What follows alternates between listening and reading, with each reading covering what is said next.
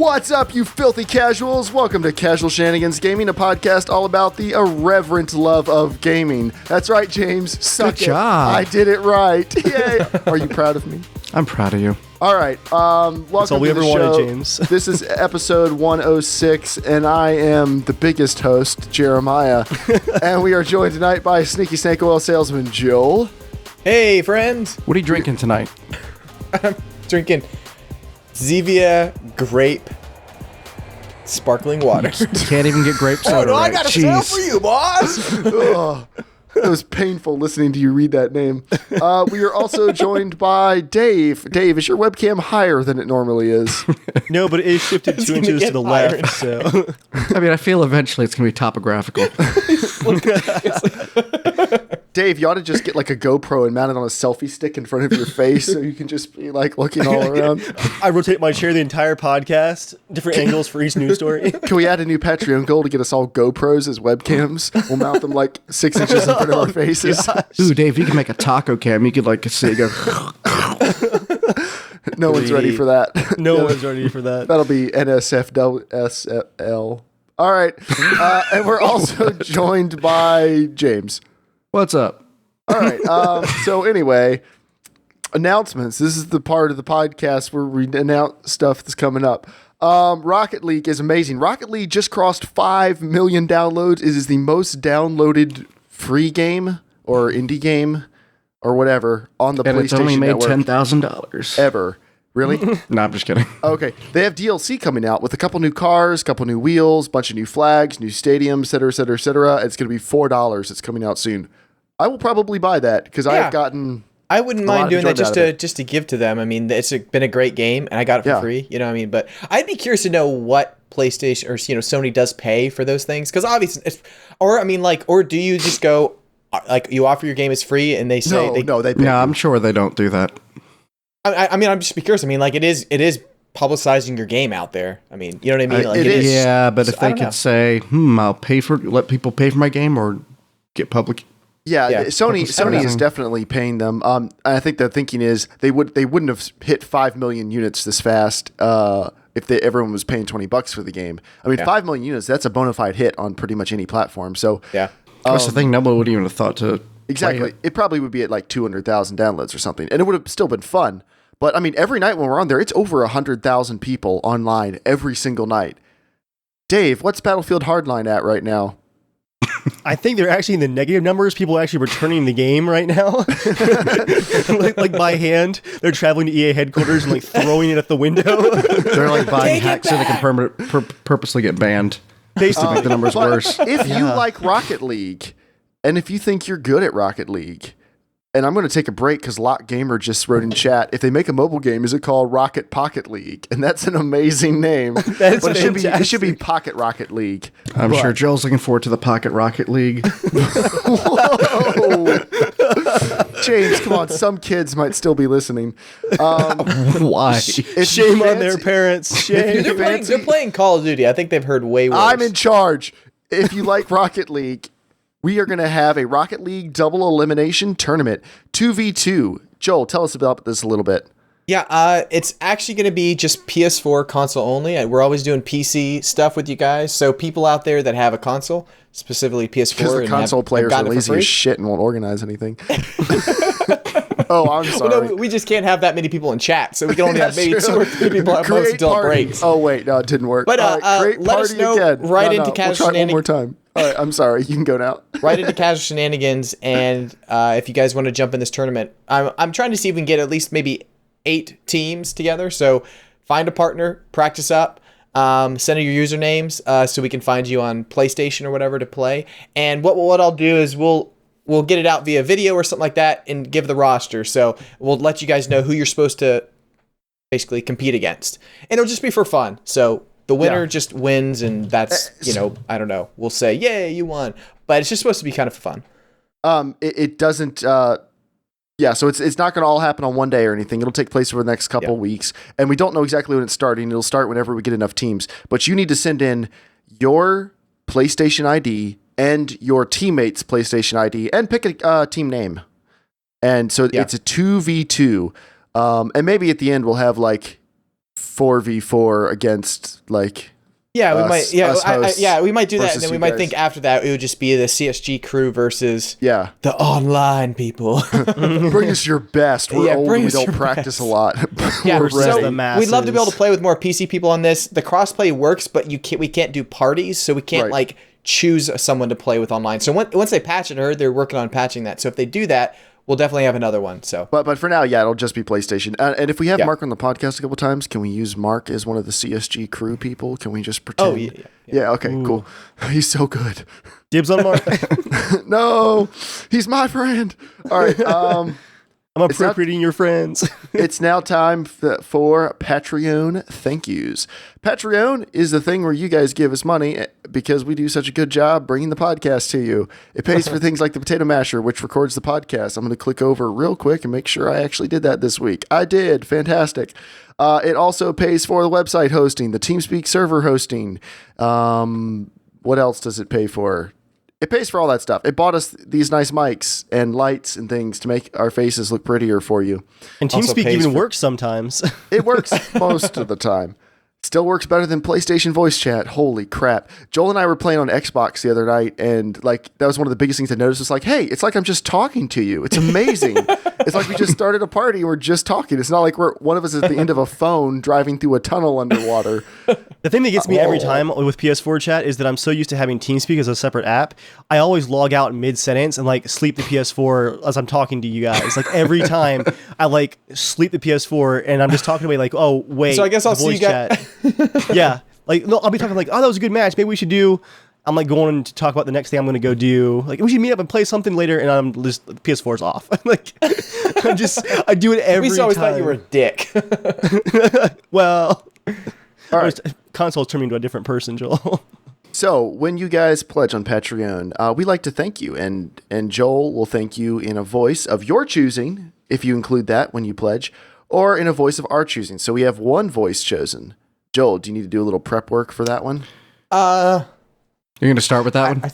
No, I gonna start with- I you're gonna tried start to do with- prep work. It's not good. It's not going to be good at all. That's All right, that's do why that we one do second. it. We'll do that second. Okay. Okay. So for the first guy, James, give us a voice. I'm going to let you do your country voice, but you need to do it as a robot. Oh, James, man, you're diabolical. All right, Joel. Okay.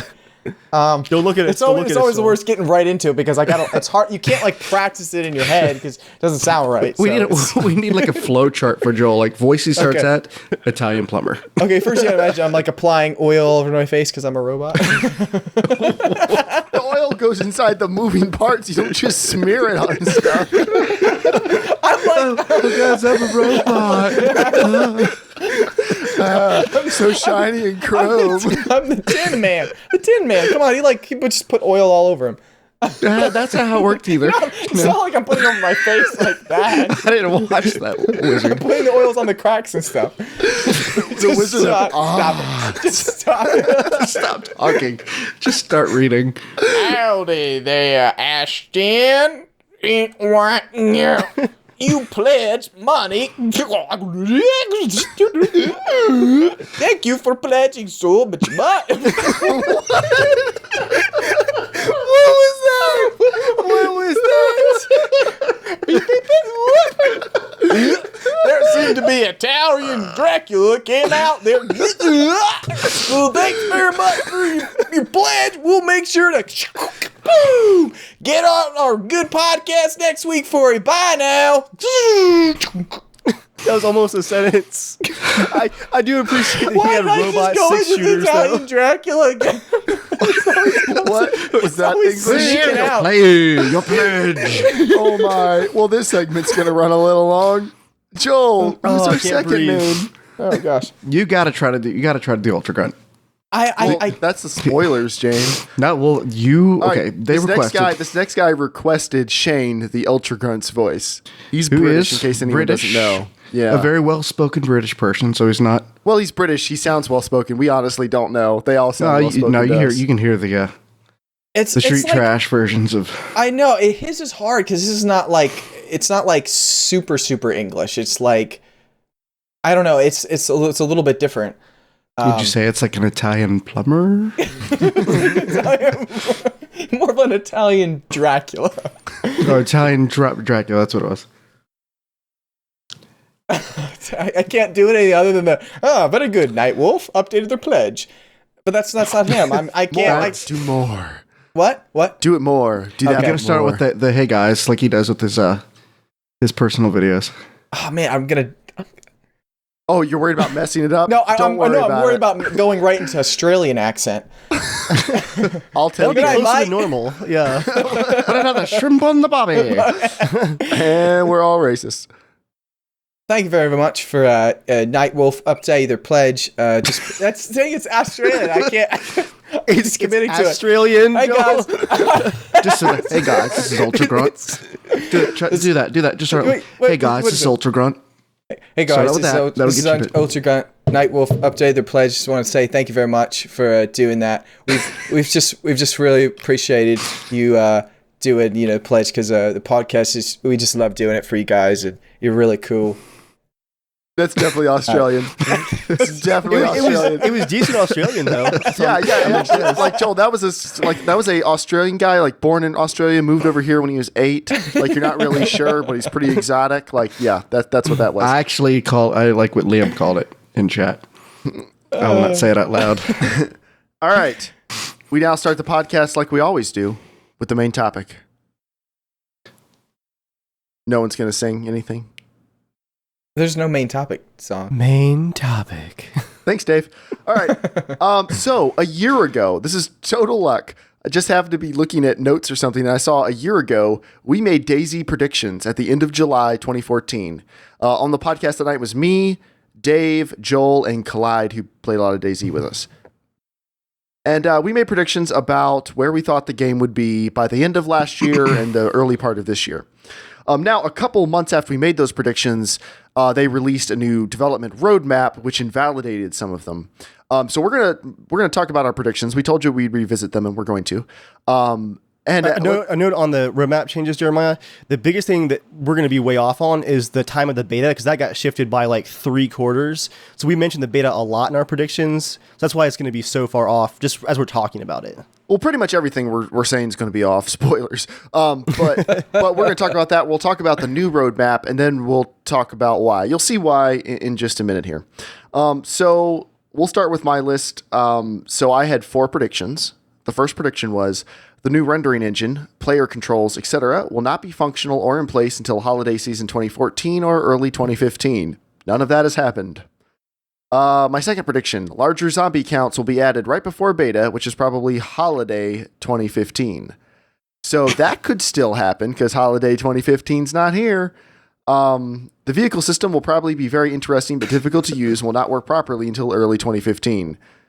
It'll be a ways off still. And then That's actually in right now. The vehicle repair system. Work properly. If you notice that part, work properly. It functions. What do you describe as properly? We'll get to that. You already know where that argument's going. We're gonna wait till we get through all these first. Roll with it. All right. And then Dave, are you gonna put up a fight for everything? I want us to be factually correct. I don't feel like reading through 1,000 YouTube comments after this that we didn't know what we were talking about. How much of those are going to be you? I agree with you. Just All of them. just give me a chance here. Give me a chance. Okay, we're going somewhere with this. Okay, my last one was most cities will look significantly different or graphically updated by early 2015. No, but they have added plenty of new cities. So, but the old ones are not massively different from when we talked about this last. All right, Joel's predictions. Joel, what were yours? I said it won't make it to beta by spring 2015. Which of course is accurate, but they moved their own roadmap back like a couple months after we made those. So, but yeah, it was you're accurate. Right. It didn't make it to beta. That one actually, that's one I would say definitely came true. I said things that they might have by spring, vehicles by spring.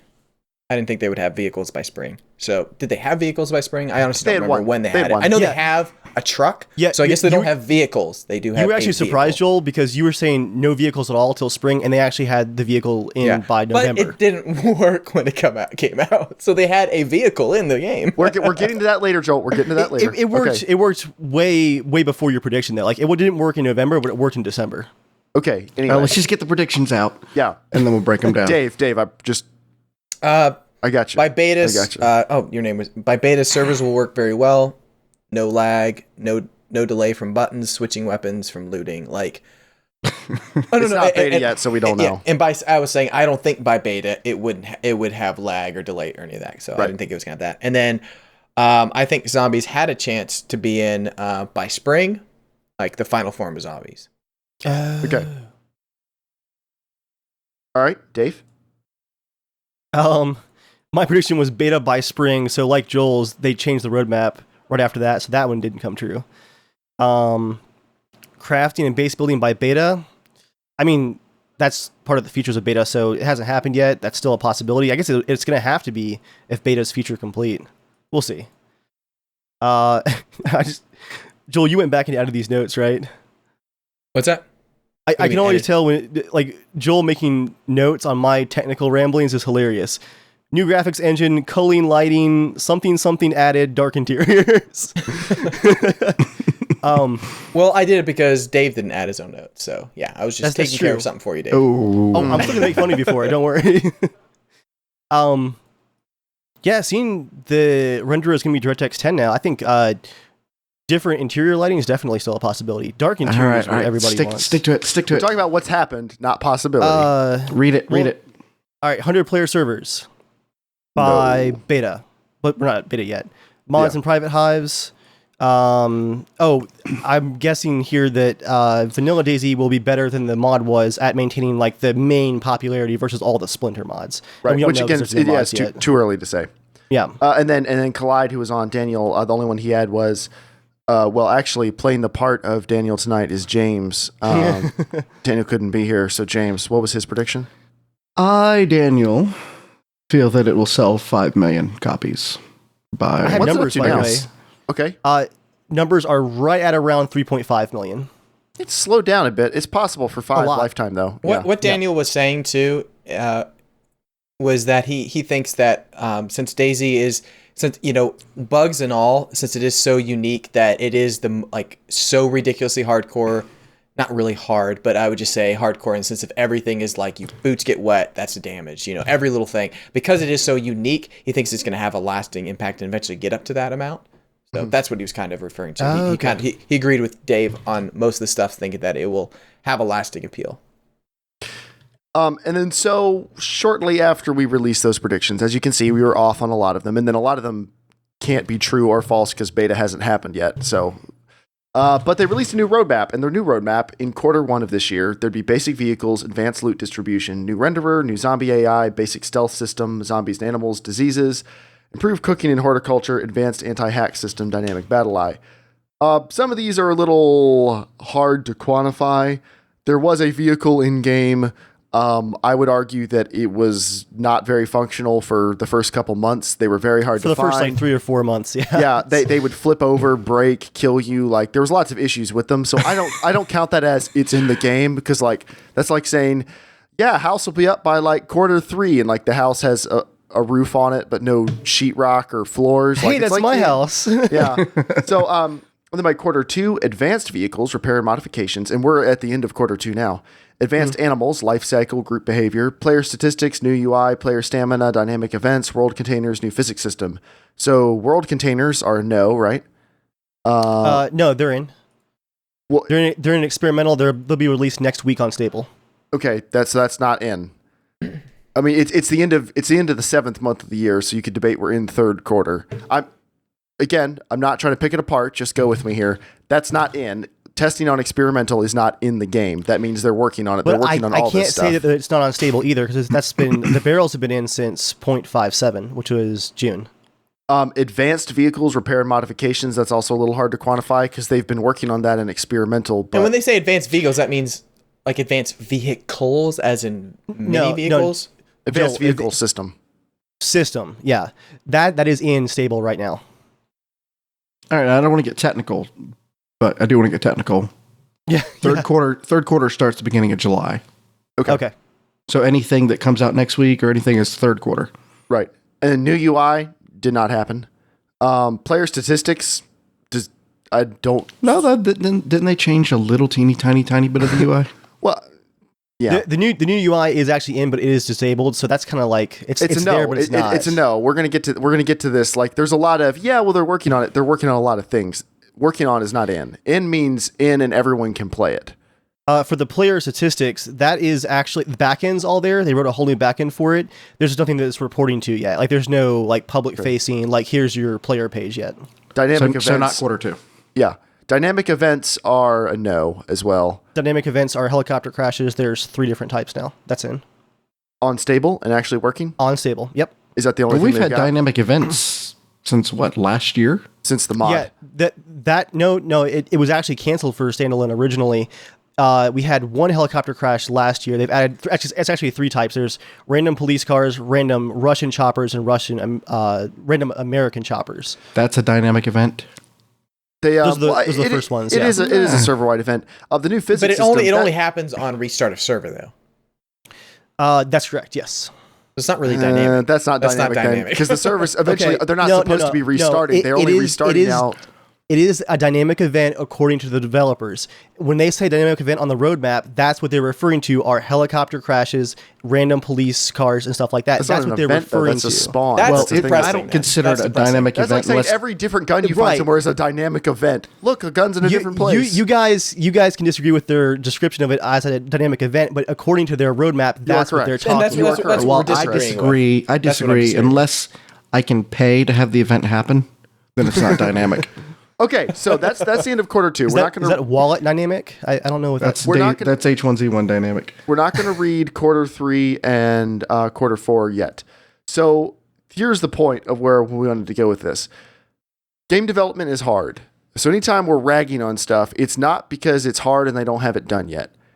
But everyone knows that the DayZ developers bit off probably more than they could chew. The scope for the project expanded a lot, and they did not get good PR people on it early enough.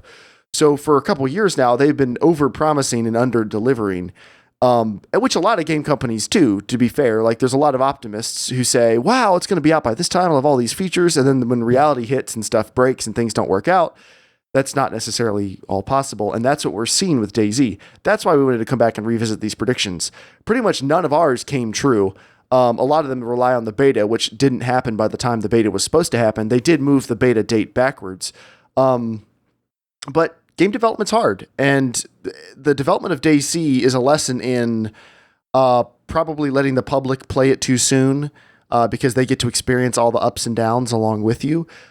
Not having a good PR team, they're hiring all these new developers. They probably should have spent a little more money on the team that presents it to the public because perception is everything. It really is. Perception is everything in getting people to come back and play your stuff. It's still Hicks doing most of that, and Right. he's the lead. Not the lead developer. What's the word? Director, I guess, of the whole project. But he's still also the main PR guy. They have different people writing the blogs and stuff, but he's still the public face for DayZ. And that's not good. Not acceptable. Yeah, Well, acceptable. I mean, is it's debate- acceptable. Yeah, It's not it could be a lot better. It's not acceptable if you want to do good PR. It's acceptable for it's a person putting a message out, but it's not.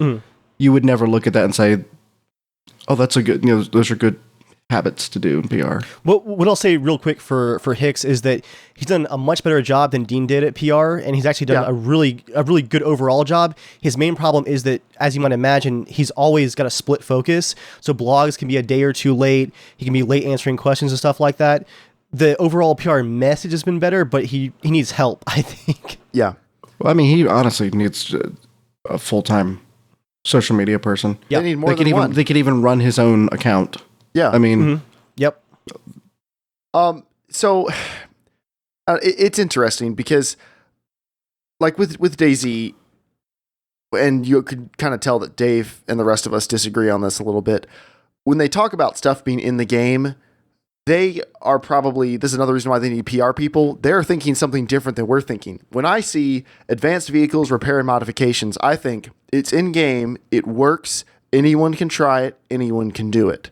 And that's not the case. Most of these things that are technically in game, like you heard Dave had to make lots of qualifications for, technically, yes, it's there. It may not report to anything, or this system may be turned off, or it might be an experimental right now, but they are working on it.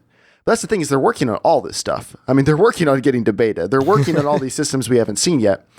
Do you think they're shooting themselves in the foot by talking about this stuff way before it's ready, and then they can't meet these deadlines. Because, I mean, Dave is a kind of the DayZ champion here on the podcast. We've all have liked it a lot at one point or another. So we're not just trying to bash on DayZ, but we can all agree they have missed so many deadlines and had to go back on what they said they were going to do so many times at this point, because they've been very, very public about the development process for a couple years, and that's just bound to happen. I don't think any of us has ever talked about a game more than DayZ.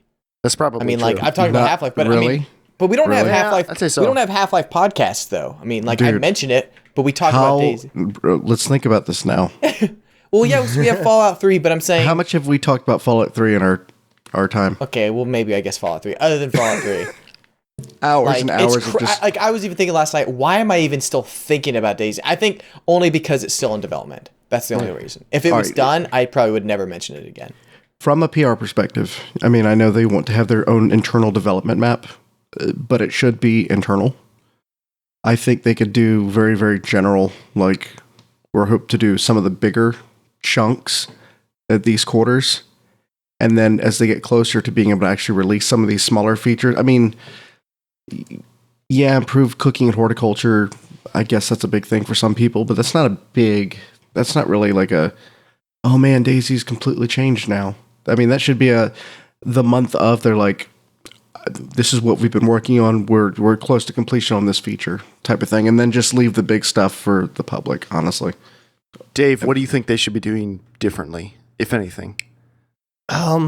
So they tried the like talking less about deadlines and stuff, and it was basically your usual internet rioting. When they tried to space blogs out and all that they heard from the community, you know, the loudest parts of the community were that the game's being abandoned and all this ridiculous stuff. I don't have like a solid solution for them. DayZ is in the catch-22 of they released way too early for people to play it as the general public. People were not ready for how early DayZ was. But on the other hand, DayZ, as it exists today, and as it's going to exist once it hits beta, would not exist if it weren't for those 3.5 million sales that happened because of early access. But so far right now, and we don't know yet, it's not going to be better than the original. So we don't know that yet. It's like, oh yay, they got so much money to make a better game, but we haven't seen that better game yet. And we don't know if it ever will be better. Yeah, well, but it wouldn't even be an option if it weren't for the sales. Yeah. Well, here's the thing with the sales. I mean, I do appreciate the sales and them being able to build a bigger team. I think with them redoing their roadmap soon after that, they could have focused on getting their game more playable and then focused on the other stuff and said, look, we've got a ton of people that want to play now. We've got a ton of hype now behind it. We need to make the improvements on this first. I mean, I understand some things take a time, but if they, putting more resources just behind, I mean, they could have tempted out a bunch of people just to work on the optimization. They could have put that focus there to keep the perspective on the game higher. If there's any genre of games that can do big expansions that people love it, it's online games. It's MMO type games. I mean, I'm not saying this is what they should have done, but they could have made the core game like they released it, a year and a half ago. If they'd made that more playable and worked on that, they could have released that and then started working on the vehicles, the huge vehicles expansion. It could be like vehicles and lodging expansion. And then the hunting and factions expansion or something. Like they could have. What other early access game did that? Was it Prison Architect, I think, had like big modules that they would release for updates like every 3 or 4 months. I think it was Prison Architect. And Star Citizen's planning on, they release them every couple months. Yeah. Star Citizen's is going to be doing the same thing too, but they have wisely decided to only release the tiniest little nugget for people to play on, and they're not letting anyone play anything else until it's in better shape. And as a result, I know a lot less about Star Citizen's development, but I'm also a lot more excited because I haven't gotten annoyed by it over and over for hundreds of hours because of stuff breaking. I think one of their bad problems with PR is the fact that I just don't understand it at all. Is everything they say they're going to come out with, and then even when they patch it out and they here you go, we added it. It's not even close to even working good. Yeah, that's what blows my mind. I understand okay, when you play Battlefield or something like that, when it comes out the first 3 days, servers are slammed, so I understand lag needs to be there, right? But the thing that doesn't generally happen bad even with Battlefield games is you don't go in and go, oh, I can't actually get in a car. Oh, my gun flies out of my hand and makes me naked, and then I explode. It's like, Is that a problem? that stuff doesn't happen. It's mostly lag issues and stuff. Yeah, But with DayZ, it's like, hey guys, we just added campsites and tents. And it's like, you go to open a tent, you explode. It's like, what? Well, what are they working I'll with? correct Their you. definition of stable release I is a know. little bit different Yeah, than most apparently. people's. Well, for sure. I'm gonna say something to that too. Can I go first, James? I just no. wanted. No. Papa James, go ahead. Yes. Age and wisdom before. Man, saucy. I honestly would not have made experimental open to all the public. I probably would have had just stable, where people could play and people were not flipping back and forth between experimental and stable. And then just made stable just always working. Like, even if it didn't have the features that experimental had, I would just keep it trimmed down until experimental was so well working with those people that are doing the testing for you. Then I'd push it over. Honestly, I think that would get rid of a I lot of totally stuff. agree on that. Yeah, Yeah. if stable was stable, it would make a huge difference. But even stable feels like experimental. exactly. That's Right. That's what's frustrating. It's like I would be glad to wait 6 months to have a cool new feature if the game was really polished just for what it is. Because it's like they're developing over a very long period of time. They're literally destroying their players. They're wasting their time. They're like, in a way, it's just like they're all getting burned out. I mean, they're not going to be like coming back to a game that says DayZ, it's all done. And if the game is not, I mean, absolutely mind-blowingly polished, it's not going to, no one's going to care. It's not going to be oh, wow, DayZ, whoa. No. All right, Dave, you have my permission to speak now. Thanks, Dad. To answer Joel's question about, like, why doesn't Battlefield have the crazy exploding close bugs and stuff like that? They do. You just don't see them. There's no public-facing versions of the game that the public gets to see those kind of bugs, but every game has Battlefield those kind 4. of bugs. That's what I'm saying, Dave. Don't release it if you see that. That's what I'm saying. They're not going to there release was that thing where I hopped in the tank and then the guns didn't work in Battlefield 4. I mean, there's a little bit of it.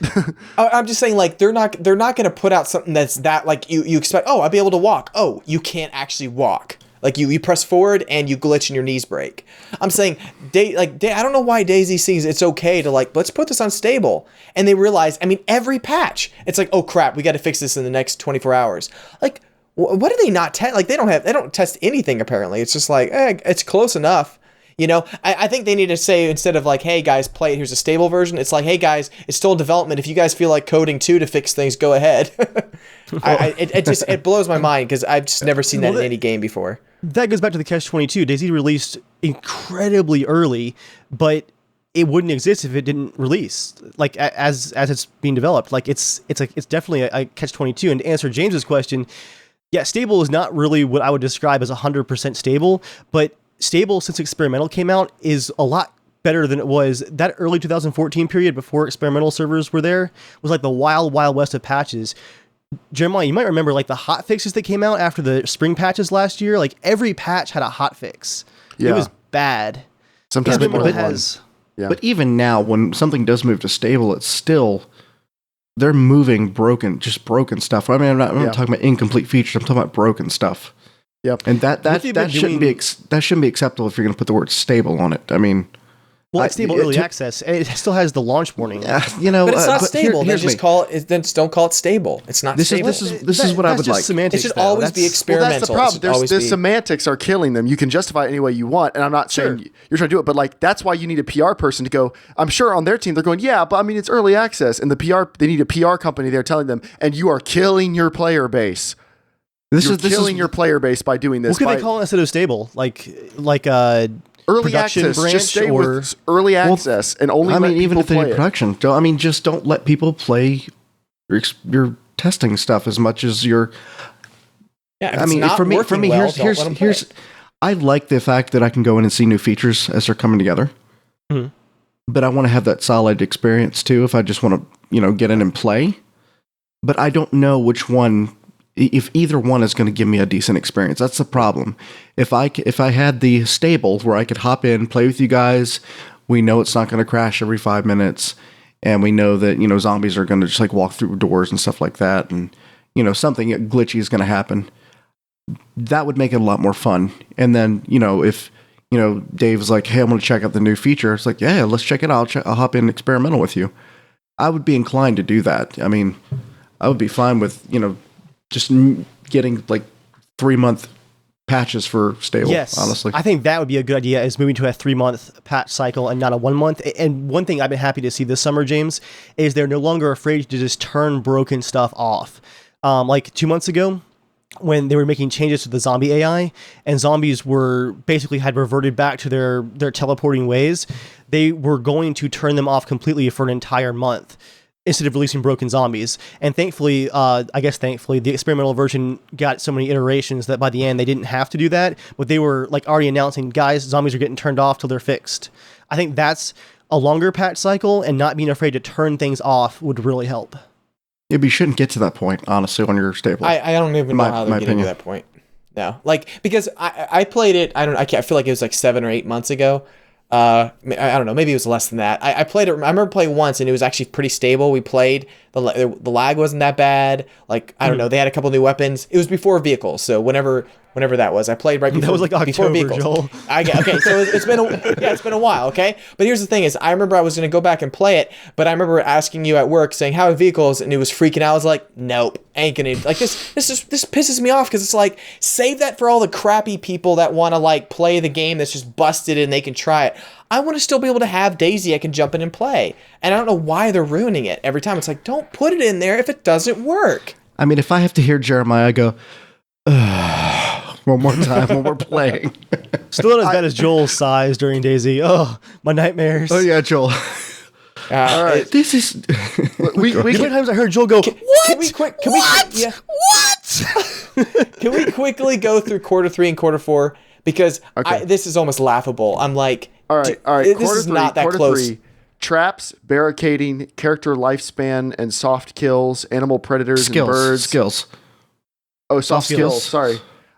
Aerial transport, console prototype, advanced communication. Yeah. Console prototype's not happening. Now the thing is, they still need to put in the new UI.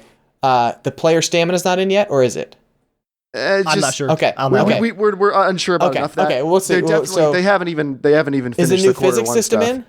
Nah. Part of it, yeah.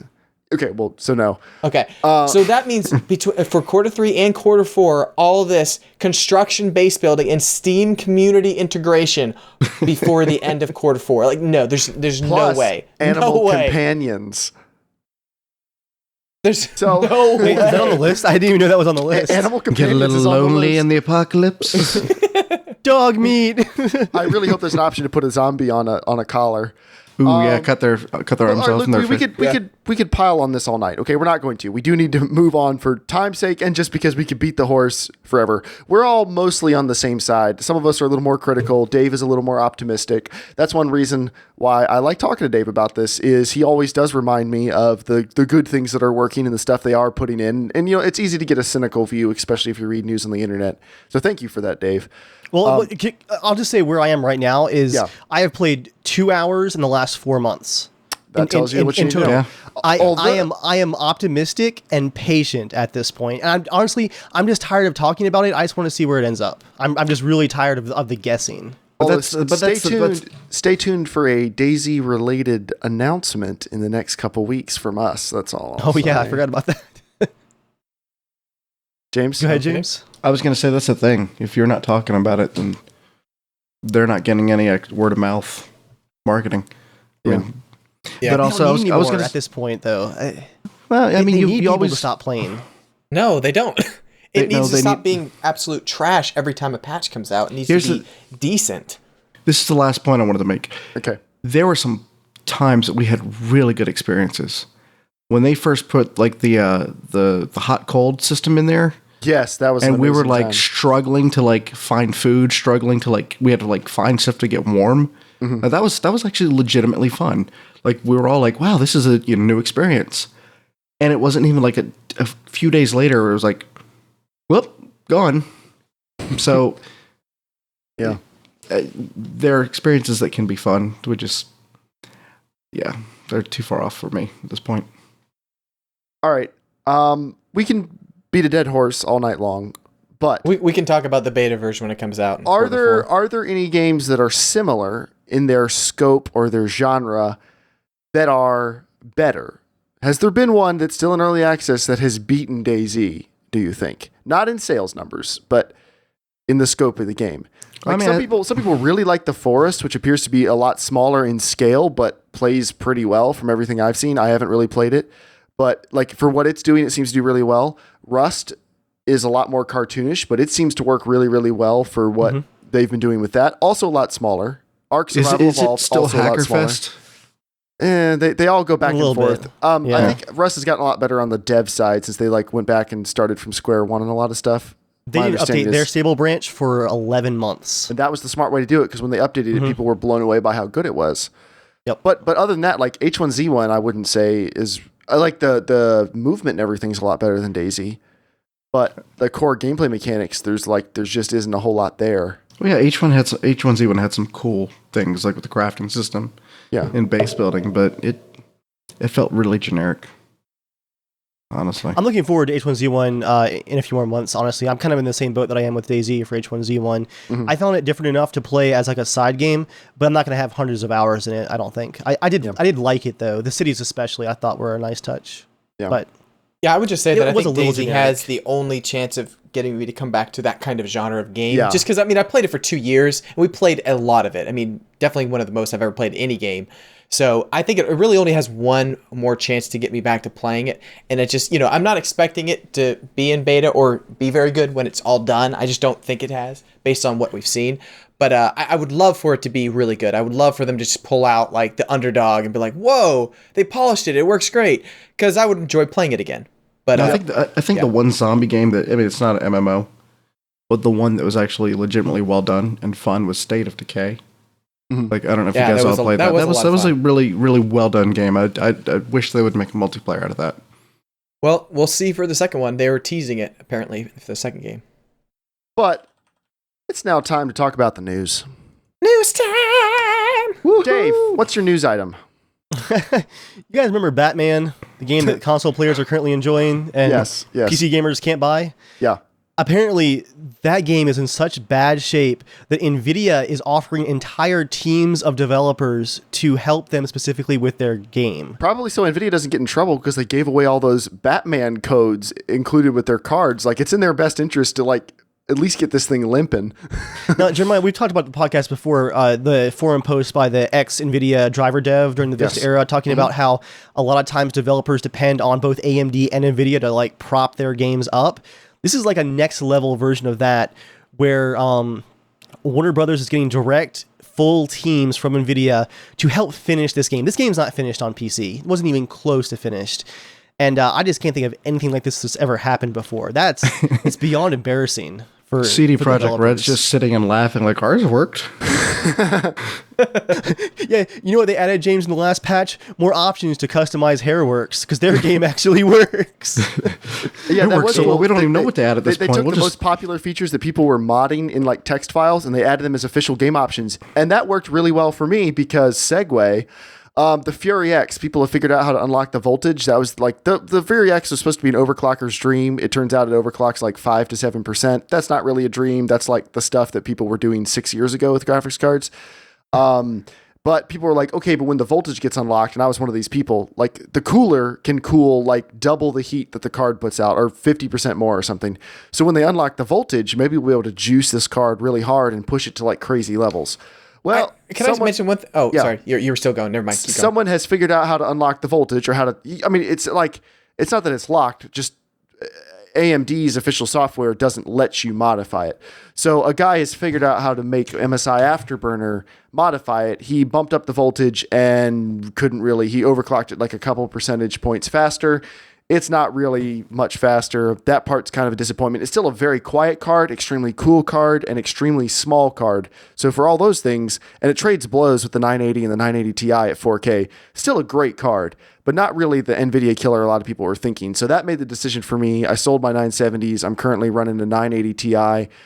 vastly improved experience over SLI. I'm not going to make this really a news item, but I'm not going back to SLI unless something crazy changed. Hey, Dave, I will not let you. I will not let you. Dave, you said actually, this has been the most troublesome SLI that you've had. This month has been continuously going downhill. I haven't changed drivers this month, and still, I've been downclocking my cards. Joel, especially because you got 2 different SKUs on your cards. So the second card is having a really hard time keeping up with the first card that's factory overclocked. Are they that much different? They're not that much different, but it's enough that it's making a difference. It's about a 70 megahertz clock speed difference. They're like they're 99% the same card, but that 1% is mattering right now. Are you kidding me? Can you downclock one down 70 megahertz to match? You could, but it's Dave, so no, that's not an option. Actually, when I do like live streams and stuff, I've been downclocking it just 25 just to make sure it's stable. And at that point, it's 100% stable. But I do feel like I'm not getting my money's worth. But that's honestly, a bit frustrating because Dave, you've got triple fan big at 970s. I had the cheap Zotacs. I was running 220 megahertz bumps on each core, and they were stable except for when NVIDIA drivers crapped up. Having the 2 different cards is really an issue. And like I said to you, Jeremiah, I've had 9800 GTX SLI, 480s, and 680s, and this has been, in the 2 months I've had them, the worst SLI experience, despite being the best usage of the cards. It's the worst overall experience. Yeah, the difference, like in synthetic benchmarks, the 970s won more tests than they lost to the 980 Ti. But after I overclocked the 980 Ti, in every game, it's giving me significantly better performance because it has perfect scaling. That's the thing, is like SLI in theory is great, but getting a perfect scaling on SLI is really rare. Like even on games where it technically does do it, like GTA, some nights it's like, one card's at 99, one card's at 88, which is pretty good. The next night, one card's at 75, the other card's at like 82, which isn't that good. I haven't gotten that, thankfully. Jeez. Yeah. Well, it happens to me in like every game. So it's not that great, but I am completely happy with the 980 Ti. Now I just need to sell my 970s. The one final thing I'll say about that is I'm really shocked with how good SLI has been for previous generations, that this generation, the single cards are so good for NVIDIA and the SLI is so broken. Like, how did that go so wrong? It's weird. Joel, what's your item? Oh, I was just going to say really quickly, I just thought of an idea. Could I, as a video card company, and I made video cards, could I develop one that I actually, like, I'd say this would be really wrong to do, but let's say, is it theoretically possible, and would video card, like, people like you guys, would you know that I did this? So you guys are always saying, oh, this one doesn't, overclock as well, right? What if I made it so I secretly allowed it so that it's like you felt like you're overclocking like by 30% or like 20%, but really I kind of designed it so it's a lot lower, but without making it look like it's lower? That's just called binning. Does that even make sense? Yeah, they actually do that all the time. Actually, so Joel, I know the ones that they but it's usually on the label saying like you could purchase the overclock they already. But is there a way to hide that so it looks like all these PC people are like, we modded it? Yeah, there is.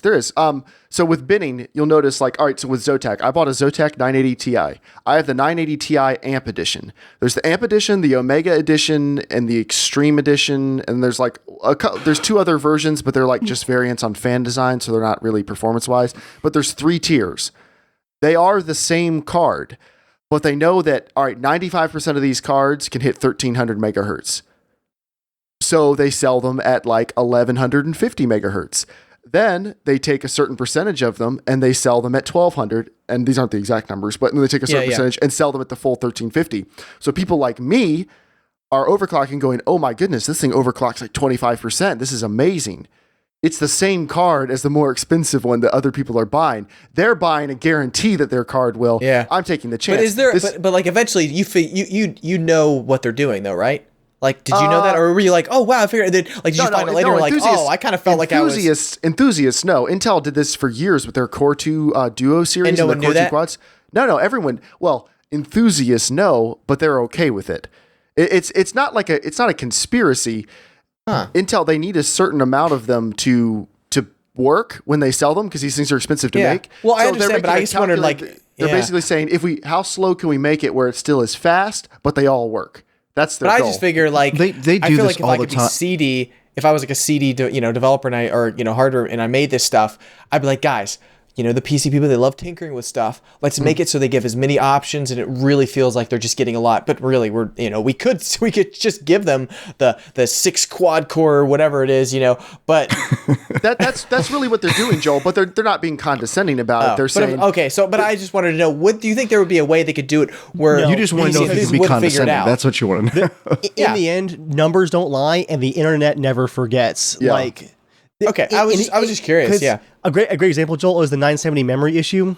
When people figured out that the ROPs, Jeremiah, were also incorrectly labeled, people figured that out on their own, dug into it, and then called NVIDIA out on it, and it was a huge blow up. Like, they lost tons of money on those returned cards. You can't lie and get away with it. But like Intel's been doing it for years. They were selling their Core 2 Duo series. There were Core 2 Duos you could buy for $70 that were clocked at 2.5 gigahertz. And on air, you could push them to over 4 gigahertz, like insane overclocks on these things. Intel knew that most of those chips were going to make it.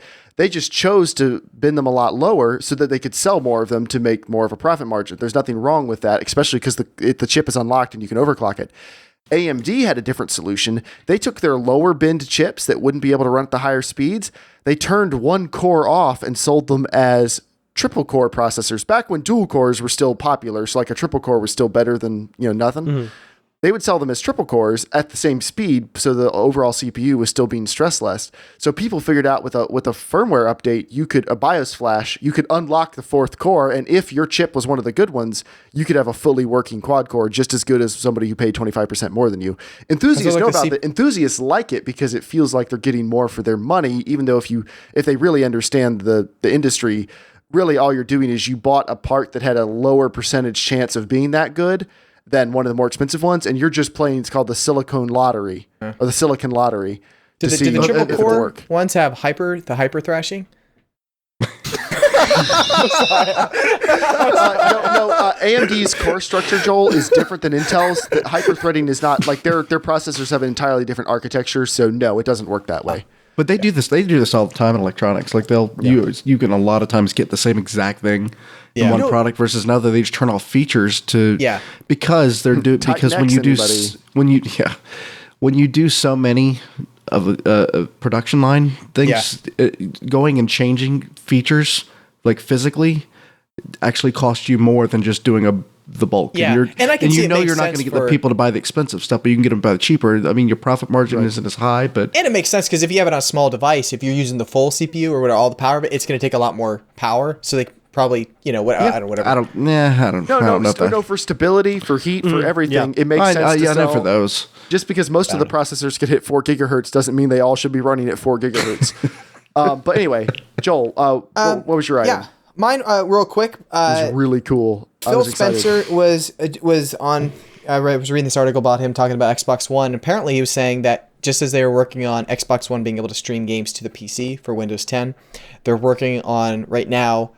Hopefully, for the future, it's going to work out. I really hope this happens. Is PC games being able to stream back to the Xbox One? And I think that'd be honestly that is gonna be huge for them. I think that's a great move because it's finally it is trying to unify both the console and that, and it's gonna be they're also gonna be competing with the Steam machine, or with the stream boxes, and I think that's just great. That was one of Steam's that was one of Valve's goals the whole time is competition. Yeah. And that as a primarily PC gamer, I really do feel like an Xbox One is rapidly becoming the console to buy because they're getting so much cheaper. Like the game library is not there right now, but they're getting so much cheaper. And if you plan on playing on Windows, the stuff that Microsoft is talking about, I'd wait till they deliver before you go out and buy one. But they sound like they really do want to have those platforms working together a lot better than anyone else. And like that impresses me that they're trying to unify because at the end of the day, it's games. Okay. As long as anything that lets you play games easier in more places or more conveniently is good. There's nothing bad about any of this. But I think that's cool. Joel, what was your other thing? The last other thing was this sounded really awesome. And this is actually, I had an idea to do this like forever ago. And it's really cool that someone's actually making this. It's a game where if you die in the game, you never can play it again. I mean, ever. Like ever. So once the last person dies in this game, the game will never be available again. It's gone. They had that when I was a kid. It was called the arcade. Oh. It's called running out of money. You have to go home. But apparently how it works is only 4 or 5 people can play at one time, and everyone kind of like gets a queue or something like that, but you can watch other people playing online. And I think it starts out fairly easy. It's like a top-down kind of RPG type game, but that sounds interesting, being able to watch someone see how far they can go. They only have one chance. So the only way, I mean, like if let's say if Dave and I, we all want to play one night, we could be watching for a couple weeks how someone plays, and we all decide to jump in one time, but we only get one try. But I think that's kind of interesting. Like, it's got to be weird because it's like you play a game and then it's done. It's almost like buying a ticket to see a movie, because or Dave buying another. Yeah. But I just thought it was kind of an interesting concept. So. Yep. All right, James, what's your item? So my news items relate to the PS4. Mm-hmm. The Selling first well, one, I hear. It is. It's surprising. I don't think it'll ever surpass the PS2 sales. But at this point, it's outpacing it pretty well. What is that? 25 million. It sold more than the GameCube or the original Xbox. Yeah, so it's at 25.3 million right now. And it took, and we're not even 4 months away from hitting the 2-year mark. Jeez. PS2 took like 2 years and 8 months to hit 20 million. So if that tells you how fast they're selling, Man, I mean, I think without eventually a price drop too. I remember thinking before this, they were all saying, "Oh, this is like consoles are going to die off and stuff like that." I'm really surprised that they're doing Doomsayers that say well. that all the time. Don't listen to those people. Just like PCs were dying in 2005, right? Yeah, I hate just anyone who does like doomsday tech stuff. I just dismiss it instantly. It changes too quickly. Yeah, I honestly didn't feel like it was selling that fast. That's impressive. So, my other news item about that, apparently there was a leaked feature that for the PS Plus games, there's a possibility they're going to do like community voting, like they do in the Steam sales, where you get to pick out of the certain amount of games, and the winner gets to be the free one for the next month, which I think is kind of cool. Although I'll be so pissed if I vote for the one and then everyone votes for the other. I'm like, no, I wanted that one. Rocket League every month. All right, it's now time for a new Potato Masher video. Host, get that link ready. I'm ready for this. I haven't watched this yet, actually. Sweet. I'm going to go ahead and grab the link, the unlisted link, so I can't throw it in chat. Never mind. I'm going to make it live on my YouTube channel right now, so everyone watching in chat, if you wanted to queue it up, or well, actually, no, you'll just watch it on Twitch. It's fine. It'll go live later. But we have a new Potato Masher video. This might seem like a little bit of a weird choice, but I've gotten a lot of requests from people who wanted to see this. So this is Counter-Strike Global Offensive on the Potato Masher. Everyone also known ready? as the game that kills the Potato Masher, guys. This is the end right here. You guys ready? Yep, I'm ready.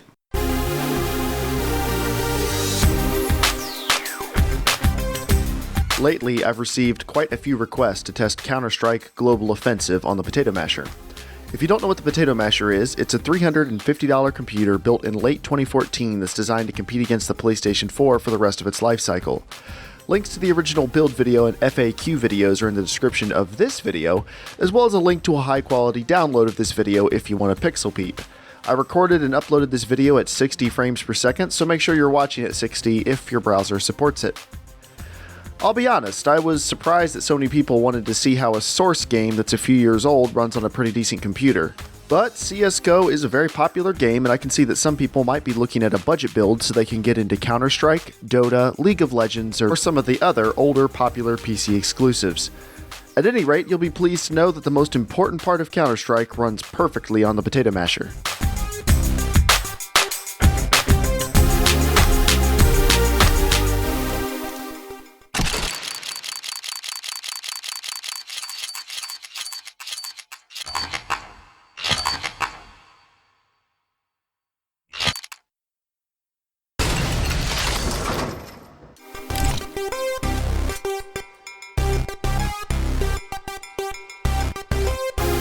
Before we get started, here are a few disclaimers. I am not a good Counter-Strike player. I haven't played seriously since Counter-Strike Source, so you'll see some amazingly below average gameplay here.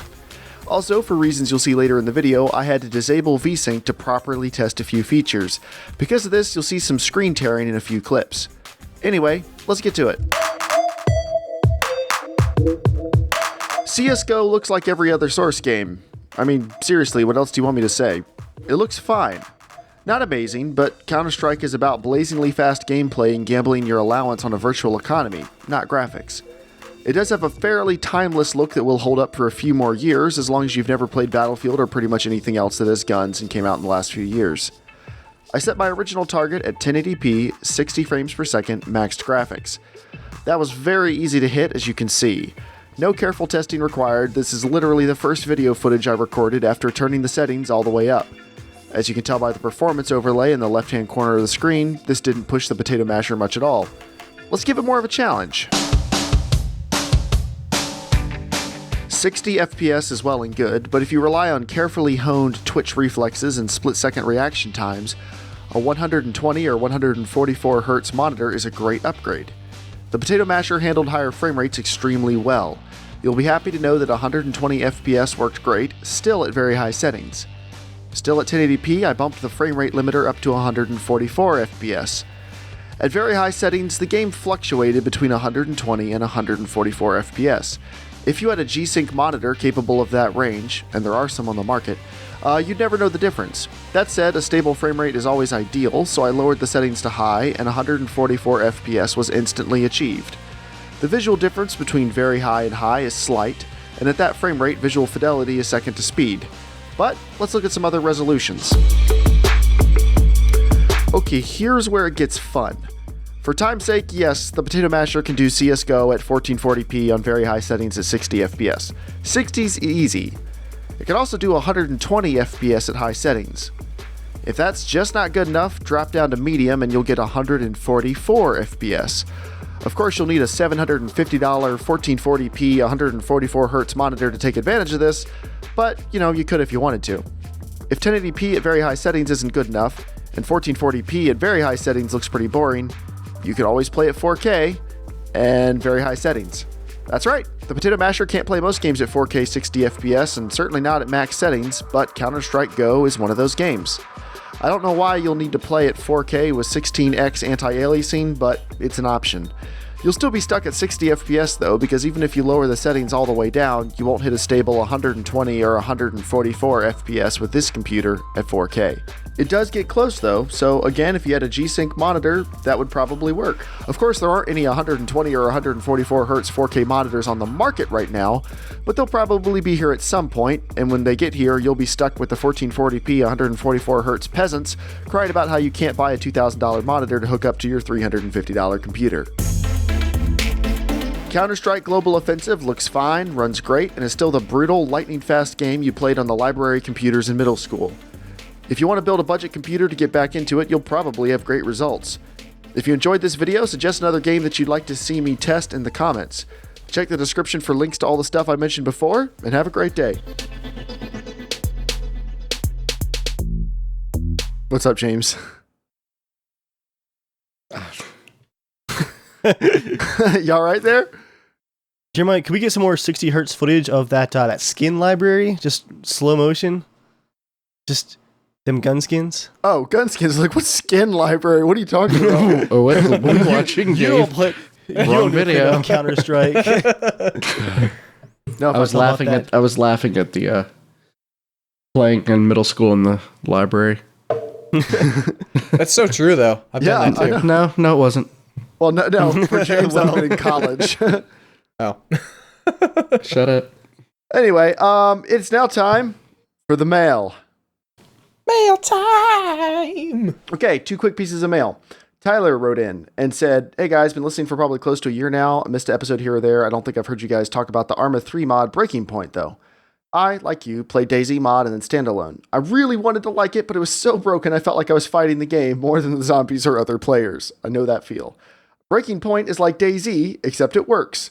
There are still issues, of course, but it's actually playable. And this is for Arma 3. I won't bother to list all the reasons you should play it, but here are a few. Servers are relatively stable, and rubber banding and red chaining is basically non-existent. The faction system with individual player classes, 3 levels per class, encourage you to check your fire and work together with any random people of your same faction you might happen to come across. Guns are more abundant, so you don't spend hours running around trying to find a gun only to die 2 minutes later by a zombie who just clipped through a wall. The player count for it's still kind of low, but the US servers are jam-packed each night during prime time. But if you guys got into it and bring a portion of your community, it could really boost the members to the next level.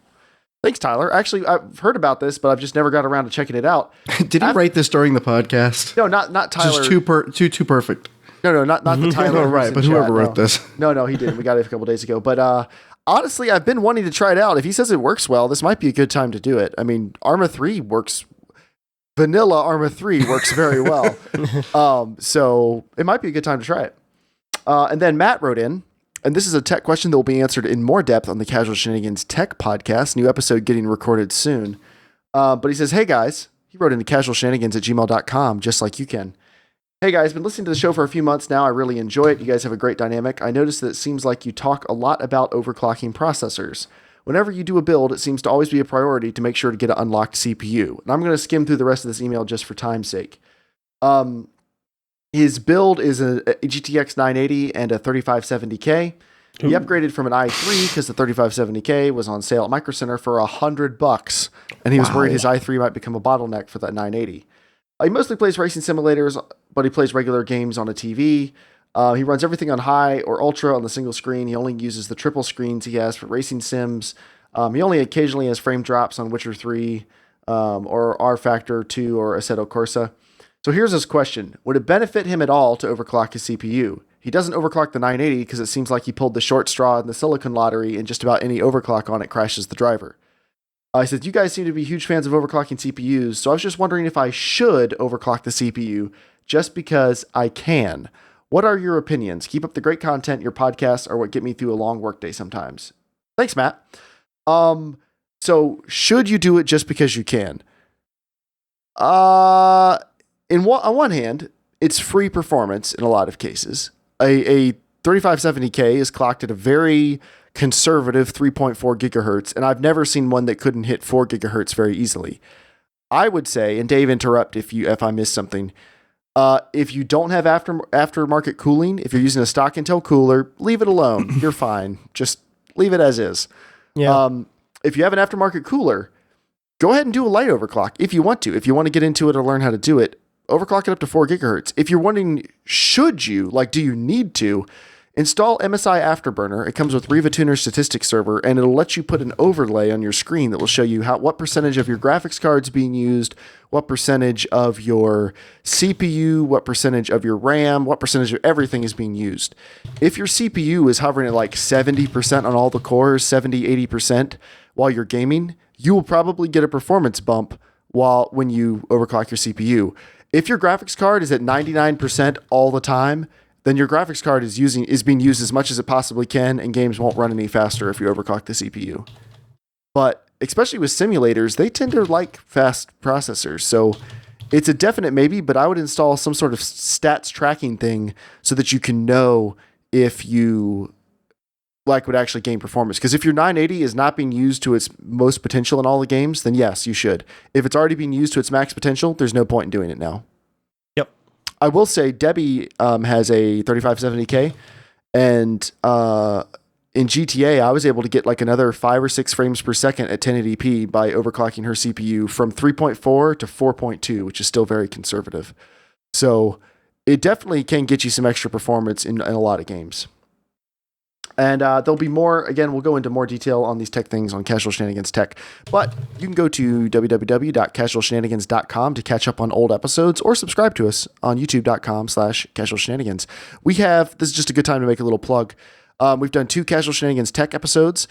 James has interviewed each of us hosts, and we're putting out a series of videos that are right now going out to our Patreon supporters, and they'll be hitting the rest of you guys in the next week, where he interviews each of us individually about our life growing up, how we got into gaming, basically how we all came together and got to where we are now. And it was very, very good. James did an awesome job. Thanks. And you guys will enjoy that. And then James and I have another series we've been starting that's going to be coming out soon, the first episode. And Joel and James have another thing they started, where an episode of that's going to be coming out soon. No promises it's going to be any good, but it'll be coming out soon. I would like to open it up to suggestions if anybody has anything. Well, wait till they hear the first episode before you... Well, maybe they'll be like, yeah, just stop doing it. But if you want to hear more, then we'll take some suggestions for things you'd like to hear. And now, it's time for 90 Seconds with Joel. part of the podcast where Joel talks about whatever he wants, or as long as he wants. Joel, what's up? Okay. I wanted to address something really quickly. I got an email from a listener, and Hey, listener. a listener. I mean, yeah, hey, listener. I won't say the name Joel, anyways, but where did he write into? he wrote into casualshenanigans@gmail.com. Damn straight. All right. Sorry, what did he say? So, anyways, he wrote in because I think he messaged on YouTube after my crazy video trying to get people to subscribe. He said something referring to saying like, "Hey, did you are you drinking or something like that?" Anyways, and it got me a last podcast talking. I mentioned the whole beer pressure. Playing words. Knee slapper. And so first I want to say, no, I was not referring at all to anyone at all, and especially not him. I really don't care. No one's gonna hurt my feelings from that. I was more saying that out of just something I've picked up on through the years. But I wanted to mention something constantly. Yeah. Yeah, but I did want to mention something because I was actually talking with Dave the other day, and I was thinking, here we run a podcast. We do this every week. We do have quite a few listeners now. And I mean, hearing from even just the email from some people just really enjoying listening to the podcast, it gets them through the day. There's many podcasts I listen to that get me through the day. And your guys' tech podcasts get me to sleep. So that I'm really thankful for it. I actually am like, another tech Don't worry. podcast. I can finally sleep. When they listen to ours, it'll get them off drugs. Exactly. So we're all helping out people. But I was thinking, anyways, he messaged in and he was saying how he's had some friends that it will kind of frustrate him a little bit because all they kind of want to do is go out drinking or partying, that kind of stuff. And he's really into games and he likes playing games, but that's not something they want to do. And I was just thinking, like, I don't know. I just want to say, like, definitely be yourself. Like, don't follow the crowd with some of these people. Whether they're good people or bad. I'm not saying drinking is wrong. I'm not trying to say any of that. But I'm like, I hope that our podcast does get across some good things. Like, I mean, I hope there's some people that play way too many video games that should step outside their door and experience life too. Maybe they should go have a beer and go hang out with their friends. Maybe you guys should. I'm speaking more in general, but like. I hope this guy does find some awesome friends that do enjoy playing games and stuff. And it's awesome to hear that, yeah, you're doing other things than only just kind of wasting away and only drinking, only doing that. Like, yeah, be creative. Do what you want to do. Be yourself and don't let other people push you into that environment if that's not your thing. Don't ever feel pressured to do that kind of thing. And I hope that our podcast is uplifting in that way. We talk about, we love games. We're all really hardcore friends. We all love each other deeply. Joe, you don't have to be weird about that. We really do love each other. It's okay just to say it. But no, deeply. Like, alcohol is no substitute for a personality. And if that's all your friends like to do, maybe that's just where the point they're at in their lives. Like, I would never say that they're crappy people, but maybe they're kind of crappy friends for you right now. I mean, you don't have to hang out with them just because. I mean, I know what that's like when you grow apart. The reality is you will drift away from most of the people you were friends with. I wasn't friends with any of these guys when I was a teenager. I didn't know any of them. I wasn't friends with Joel and James until like 2.5 years ago, 3 years ago. So like you will constantly meet new people and people will drift in and out of your life, and that's okay. And that happens. I will never let you drift away. Well, no, not us. We'll be together forever. But I mean, like other people. You in. Joel, why? It's in our contract. The podcast says you Joel, stay. I didn't want to say this while you were talking all serious, but you always do this motion like we were talking. I'm doing the John motion. He's always like, I'm a crab. Yeah, but you're like, but why the cupping? You don't why the cupping? Don't feel like you have to feel pressured. We're hardcore friends, guys.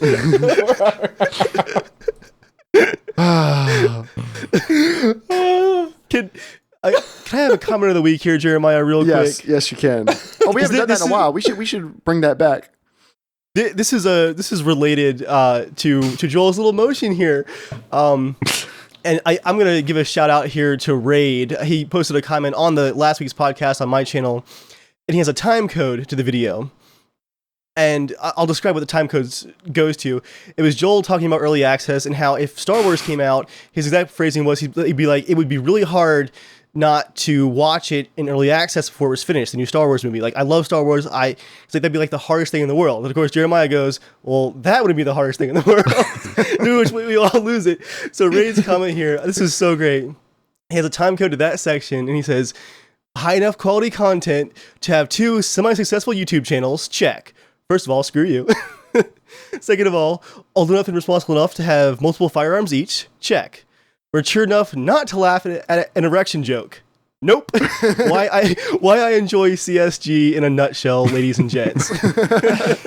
Yeah, that's true. We're all I enjoyed successful that. working adults with careers who are, as you can see, fantastically immature at times. And the last thing I had to add, because this is ridiculous. This is like finding out that the people that dance with their hands on screen only, like, this is like one of those moments Finger where tutting? like this, yeah, fingered, like this That is a exists. real Can you do that again for us? I Do know a it's little a real bit faster, thing, though. but that it's just to me it's so bizarre. I'll give you some music. You don't have to understand it. Anyways, Dave told me the other day there is an association that's all about hot dogs and sausage and things, like that they actually have an etiquette, like, about how to eat hot dogs. Dave, can you tell a little bit about, like, you were reading some forum and you found this, and I was just like, no way this is real. Like, no way. It was Reddit, of course. Joel, what's the name of the association, first of all? Do you have that written down? No, I don't. I'll look it up again. You go ahead. It was like the National Association of Hot Dogs and Sausage Council. It's like huge official name, but it was on Reddit. Someone discovered that there's an official etiquette set for hot dogs. You know, the junk meat. National Hot Dog and Sausage Council. But the best part is Welcome to an annual meeting of hot dogs. The rule that got posted to Reddit, and I couldn't believe this either. Officially, if you are 18 years old or older, you're not supposed to put ketchup on your hot dogs. That's not correct hot dog etiquette. You know what I say to that? I say go yourself. This is America. I eat my hot dogs with sitting there ketchup if I going, want what? Like, how dare you tell me not to go to my baseball games and eat like, hot do you dogs? see this gray in my beard? It means I put whatever I want on my hot dog. There ain't no whippersnapper telling me to put my dog. But People I around was my just age have died for this country. I just died because I'm just thinking of, like, I don't know. It's like, oh gosh, it was our t-shirt. Like, we were both laughing because I was like, yes, there's like different sausages. There's really high quality sausages. I mean, the lowest quality hot dogs, just trash hot dogs. Yeah, there's a difference. But it was like, are you kidding me? So like, it's like, oh man, I'm 19. Well, can't enjoy a baseball game anymore. It's like, can't have a hot dog. Well, you were Joel- gonna see me out in the public. Oh gosh. Joel, that was one of the top comments on Reddit.